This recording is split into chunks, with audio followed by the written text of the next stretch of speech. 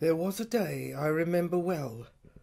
The yacht was anchored in the shallows, and I sat thinking in the cabin.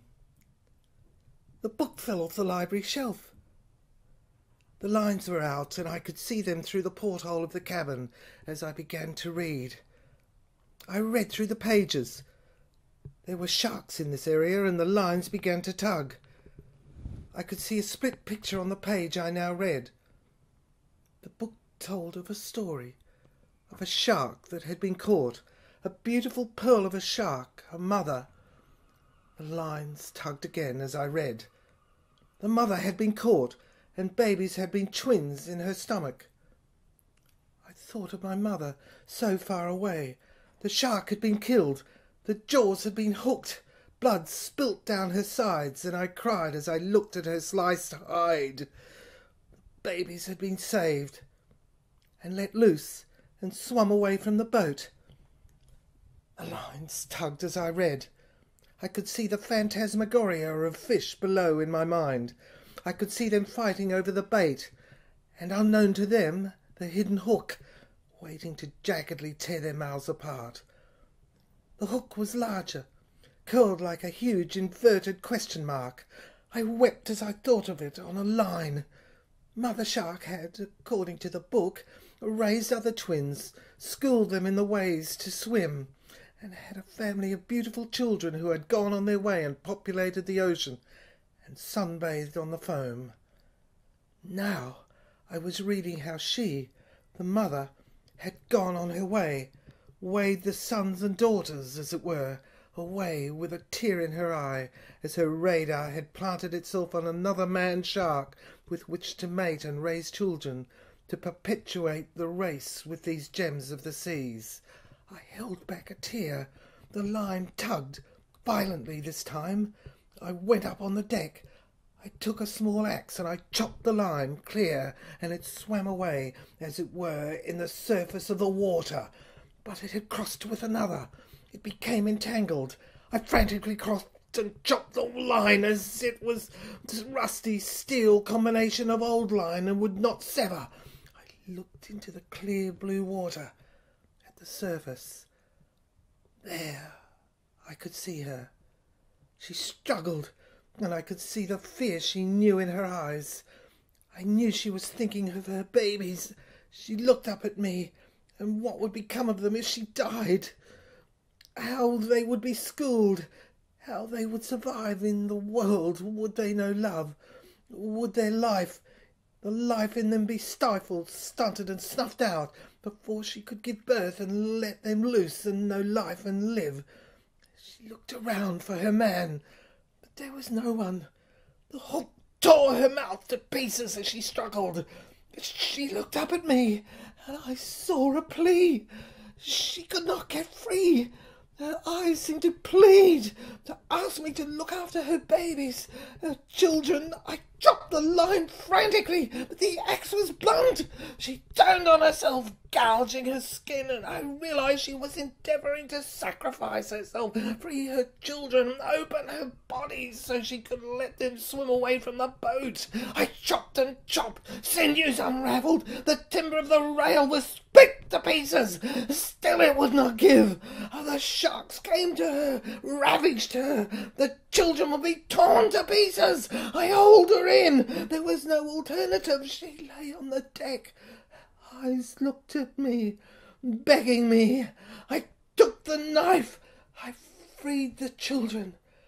I let them go over the other side, and when I returned she looked at me with a deep appreciation, and I carried her to the other rail with desperation and held her up, and she saw them go. I swear I heard a sigh as she closed her eyes and died, and I buried her at sea. When I returned to the cabin, I saw the wind had blown the leaves of the pages of the book through the porthole, closed. It all took place that one day.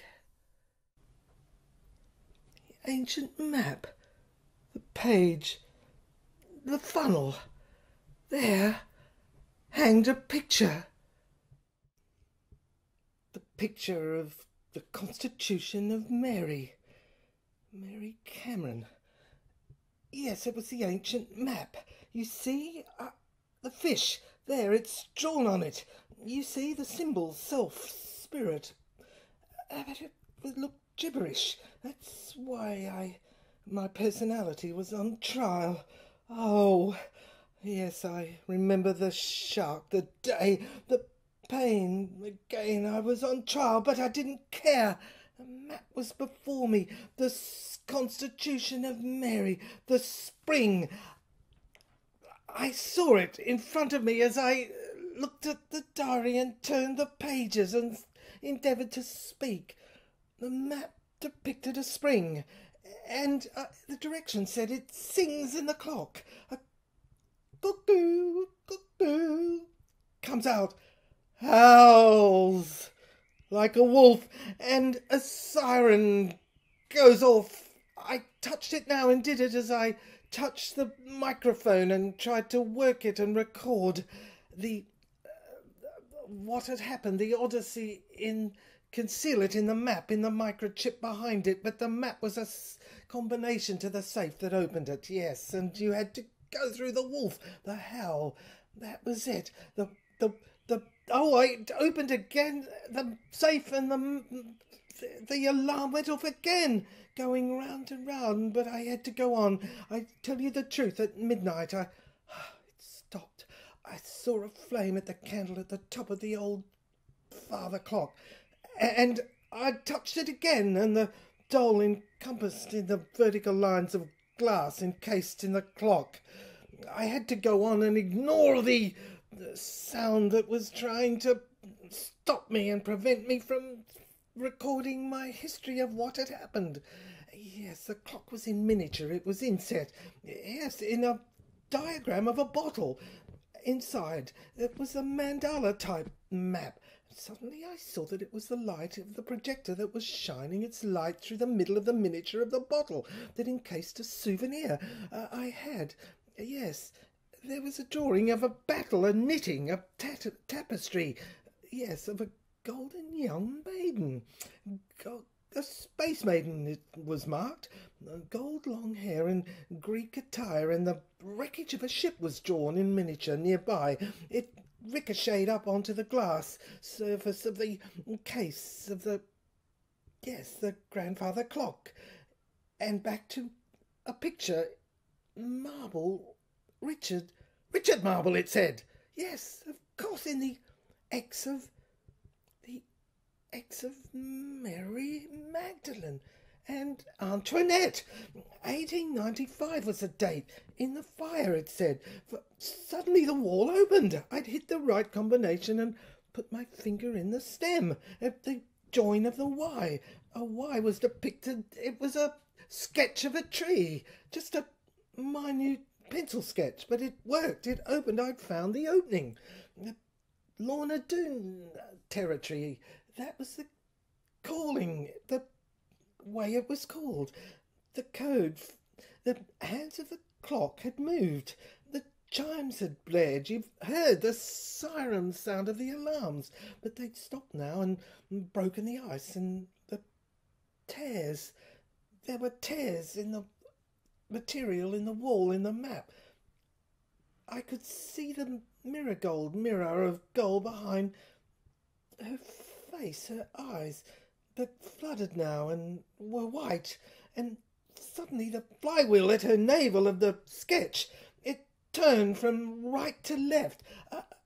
That's it, the painting. There hanged a picture. I painted the picture of the hanging in the guillotine, but now it was working. It was the guillotine blade was raising at the top, at the peak of the structure, and at the navel area the Philpot was turning and opening. The whole world wall was coming out. I say a world wall because on a map around it for circles suddenly appeared a picture of the globe, and I saw there the picture was hanging. It had been Richard Marble hanging, and guillotined, executed the Marie Antoinette. That was it. I blacked out in the blind. I'd been horrified in my dark room and shielded my eyes and fallen back. I'd sealed it up behind the wall with the diary, the details of the map. I'd had to get in unconsciously and go in blind. And that's what had happened. I'd followed it because I'd sealed it up. I'd been building it inside behind the wall and bricking it up myself. Yes, I'd been a bricklayer, acting like, and putting cement in and sealing up a wall. But I'd inadvertently lost track and sealed myself up behind the wall on the wrong side and couldn't get out. But now I was standing in front of it. I'd come here unconsciously, intuitively, and tweaked the map from a subconscious memory, and I was on the other side of the wall. I'd gone in, opened it by, as you've heard, putting my finger into the middle and remembering and opening up the whole wall where there hanged a picture of the hanging. That was it. That was the map. Yes, and these papers, they kept skew-whipping, and you can hear them now. I'd found them, but they were ancient and old, and I'd had to decipher them, sublimate. I could scan her brain. That's how I'd done it. Enter by her mouth, go down her throat, and examine her solar plexus area. I had the instrument. The instrument was the words, a chant, love thyself.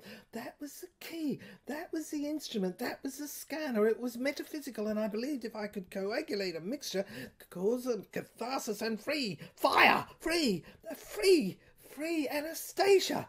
That's what had happened. And she'd helped me. I'd done this. I'd come round a full circle in front of the picture. I'd sketched on the wall unconsciously in another eye. Another eye had been the vision, viewing, opening of the 5 eyes. Eyes that had been formed like a hydra, a head of a snake with 5 eyes, and I'd been torn. Yes, the picture. I can remember Emily had seemed to be enticing me, and she was Lola. Bad girls. I'd given her a name for her side, her other side, which was cunning and manipulating and sharp and tuned in and very quick. Not intellectual, but very naturally survival. That was Emily Lola, her side. The keeper of the seals of the mysteries of the Templars in Great Britain. That was what turned the key. Yes, I'd regained my strength, and I'd seen what she was telling me. She told DJ. Externally, of course, on the other side of the wall. I believed that she was inside. That's what had happened. The operation, it had turned the wall. With my fingers tipped into the fork of the stem, the Y. But on the chart it was marked as a chromosome, a line, up to the Marquis of Divine. The words had said in earlier history, the line will fall to the Marquis of Divine. It had been insensible, but now I knew it meant the female line in the Y, the woman's line in the masculine. So I had to look at the Y line, the wives of the prince's husbands, inheritors, because that was where it was in the Jewish, and it went back to Magdalene and Christ, and that someone was paying for the murder of Christ and the wives, Christ's wives. Somebody was paying for the murder of Christ's wives, the spirits, the brides of Christ, murdered all down through history. Richard Marble had paid, nailed up, crucified, the boomerang that had nailed him up on the wall, and he'd been drawn by me, the other eye, or one of the 5s, that had searched for him and found him, to see what side of his personality was speared in the side and causing there. They nailed him up again, and the spear went into the side, because that side was the inheritance of the evil that imbalance that was causing the world, his soul, to be stuck from turning round, from motion and paralysed, and that had been why he'd been leaving his head. Had been seized up every 16 years. It would open and turn and try and tell the ancient mariner, hell, I've been put in hell because I represent man and woman who crucified Antoinette and Christ's wives, the spirits who were simply childish and frivolous and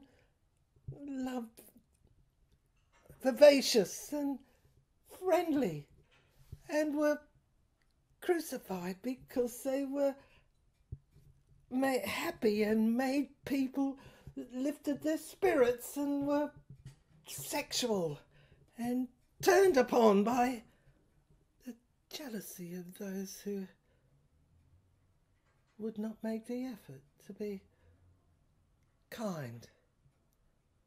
There must be more kindness in the world, said Tennessee Williams to Vivian Leigh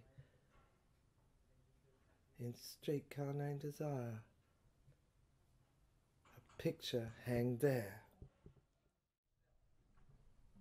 He's trying to get off the cross. That's the sounds you can hear. The handling, there's a chip, the microchip, the pirate machine natural implanted in his head. That's the way he's attempting to use his mind to fumble and open it and let it listen and record while he's trying to get off the cross. It's paralysed.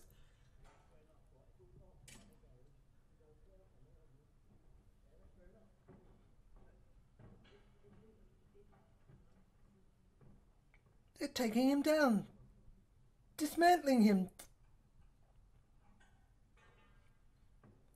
dismantling the scaffold. His body's falling down. Breathing.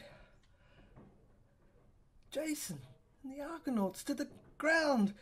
He's fallen from the wall. Richard Marble. There. In the water.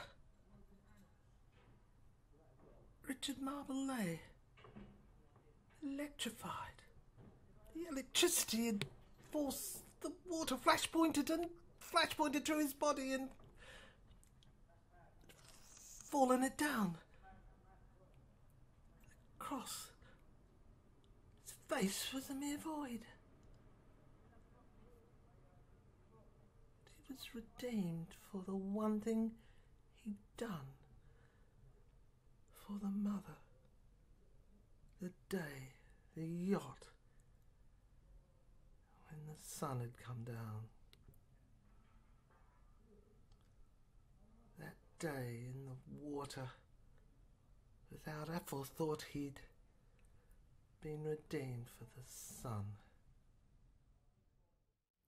Chromosome, for I was convinced the stone was chrome-plated, that somehow the strength of the force could take pictures through the stone's walls. See, through the stone, and I, seeing I, as a picture of her, she, the piratess, with pistols drawn and the mast. The cock crowed 3 times as I stood on the fore and the aft at dawn.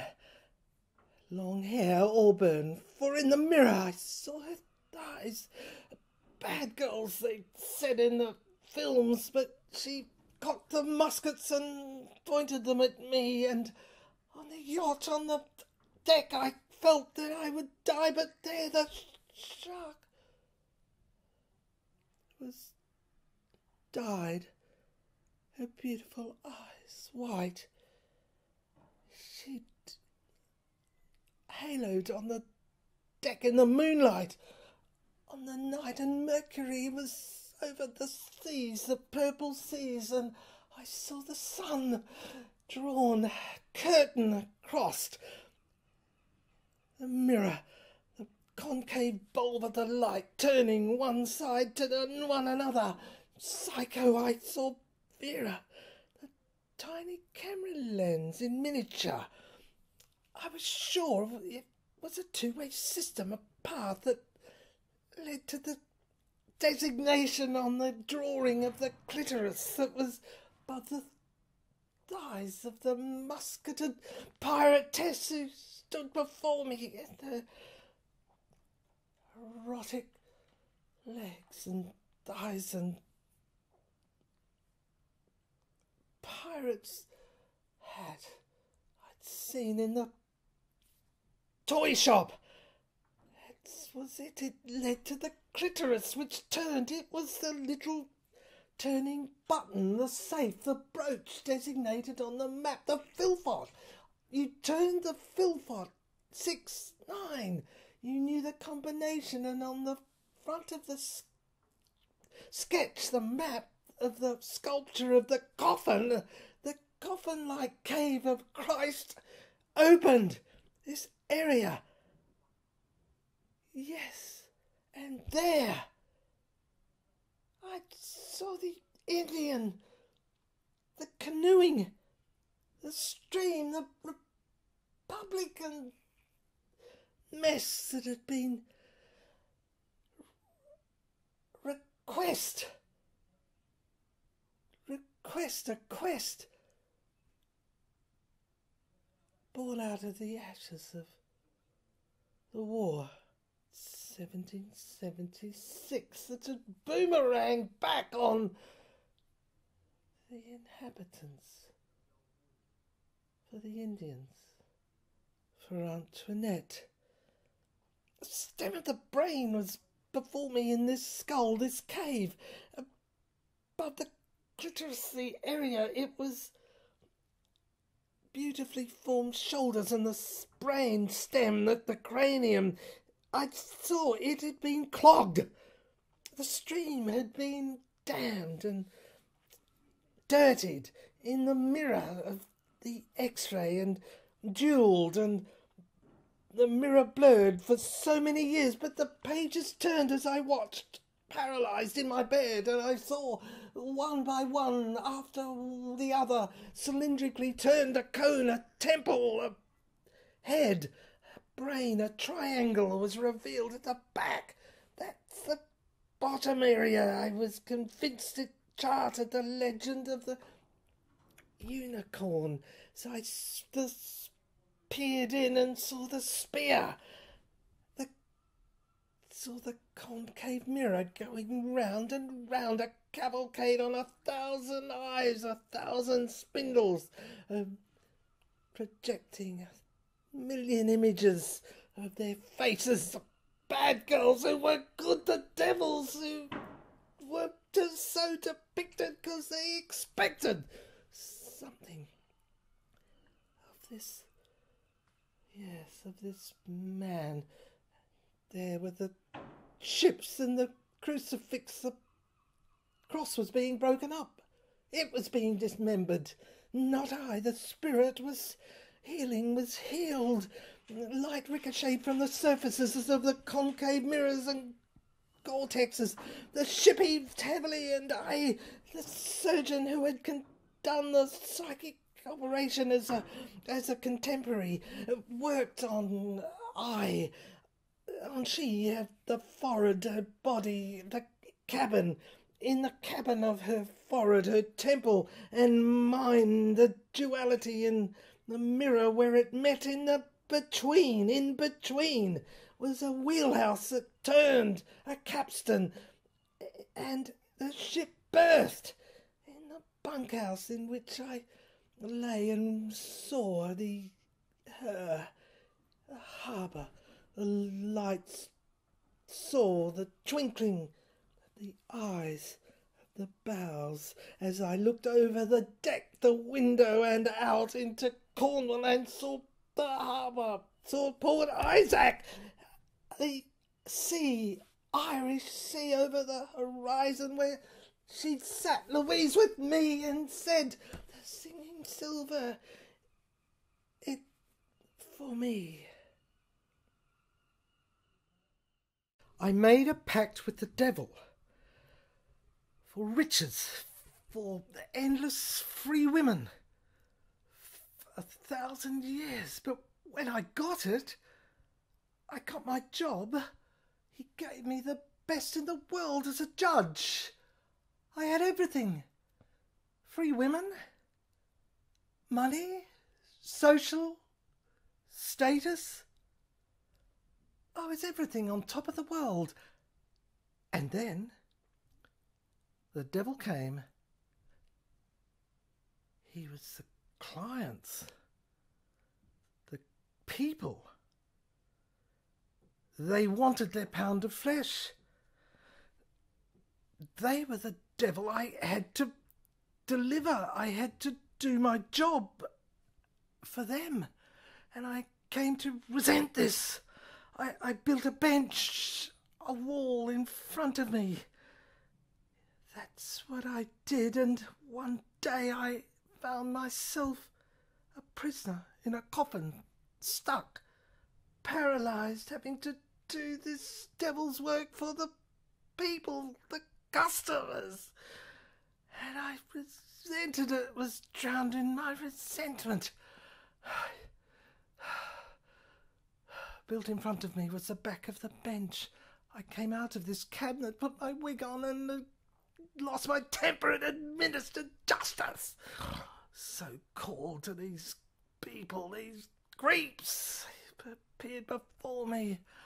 I still had my cars and my women and drink, but it meant nothing. It had become boredom, endless eternity.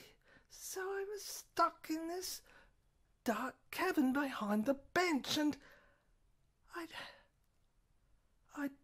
blacked out. I found I tried to suicide, shoot myself, hanging, scaffolding, anything, and eventually I was like a pendulum swinging left, right, from side to side, and barely singing and coming out and doing my job. I was a cuckoo clock, cuckoo, cuckoo, coming in and out, a statue, a miniature, dead, administering justice, so-called, and back in, cuckoo, cuckoo, cuckoo, 1 o'clock, da-da, dead. I felt nothing, lifeless and motionless, because the sacrifice was myself. Tried to raise my hand and shoot the gun, strangle myself, a blackout. I drew the picture, a sketch, just on the back of the wall, and it just had enough strength to press a button, the lever, and swivel it round the area that led into the courtroom. There. So someone would see, someone would scream for me. See the judge, the sketch hanging dead, the wig down. Richard Marble. I damn. I looked down, and day twinkling eye, the bloodshot, the stem of the inside, the flowered in the Zen term, the circle of the pupil of the eye was shot blood. Something was stirring, movement in me, and I stared down. They knew not of I. A judge had disappeared. All that was seen was a picture on the front, and after many years the courtroom was closed down and bombed. Detective E. Edmonston came in, looked like me, stared up at me. I crucified, looked down, I wig, hardly moved my head, eyes, smiled, so nice, kind man, me, 20, 30 years ago, with Louise, and I'd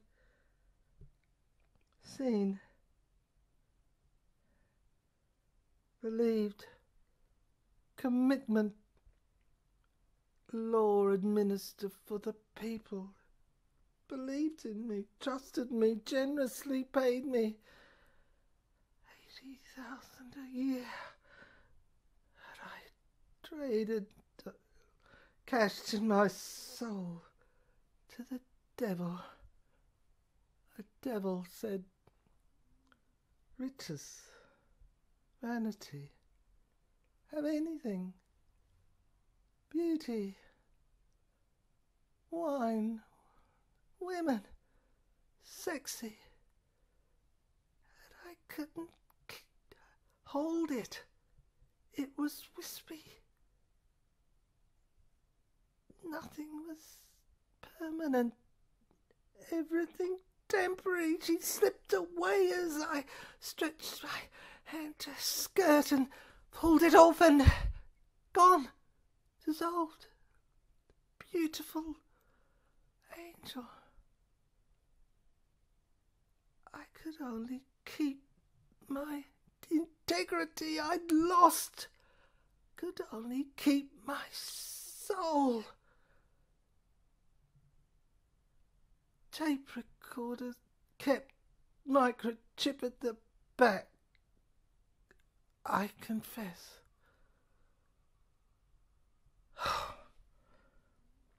And then one day,